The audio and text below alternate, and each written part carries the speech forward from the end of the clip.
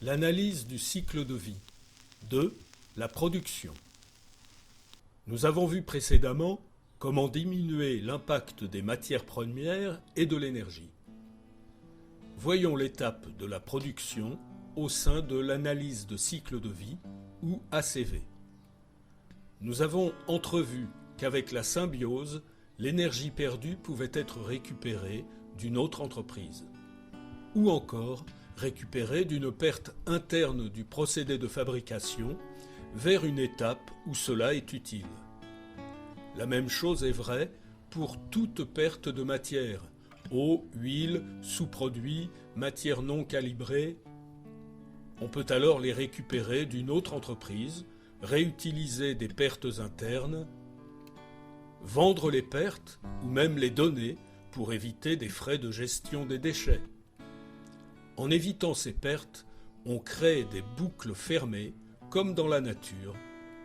Parfois, des matières sont souillées ou mixées et ne peuvent pas être revalorisées ainsi.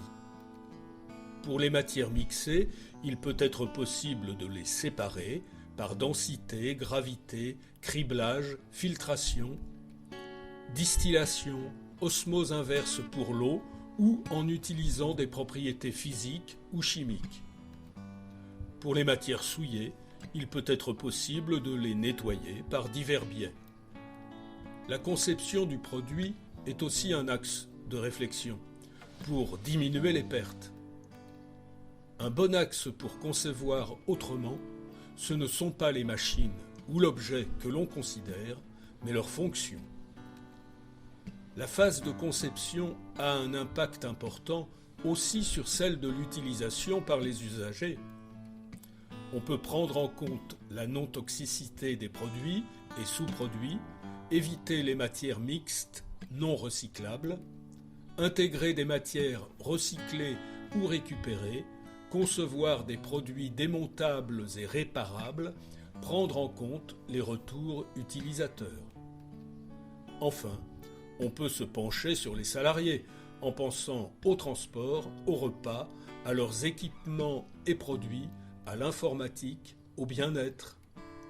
Pour les transports, on peut voir avec les institutions pour faciliter les transports en commun, avoir des accès cyclables, des garages à vélo et des primes de mobilité douce pour les salariés. On peut aussi inciter à utiliser des solutions de covoiturage adaptées aux entreprises. Pour l'alimentation, on peut avoir une alimentation saine, de saison et locale, des options végétariennes ou privilégiant des viandes moins impactantes.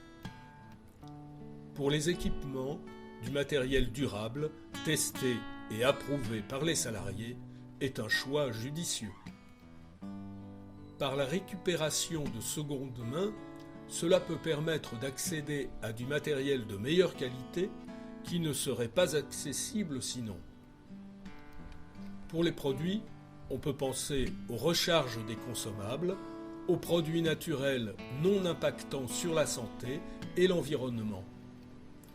Le matériel informatique reconditionné est performant et moins cher. On peut aussi avoir un fonctionnement client léger sur un serveur puissant. Lors du renouvellement informatique, on peut ne pas inclure des éléments comme les écrans, souris, clavier si l'état est encore bon. L'utilisation de logiciels libres permet d'adapter aux besoins propres, de limiter les risques de virus, de logiciels espions, tout en limitant les coûts. De plus, les philosophies du logiciel libre et du développement durable ont beaucoup de points communs. Penser au bien-être des salariés permet de diminuer les troubles musculo-squelettiques et les arrêts de travail. Un salarié ayant un mal-être au travail sera bien moins impliqué. On peut alors opter pour une bonne ergonomie, une optimisation des déplacements dans l'entreprise, des lieux de repos bien aménagés.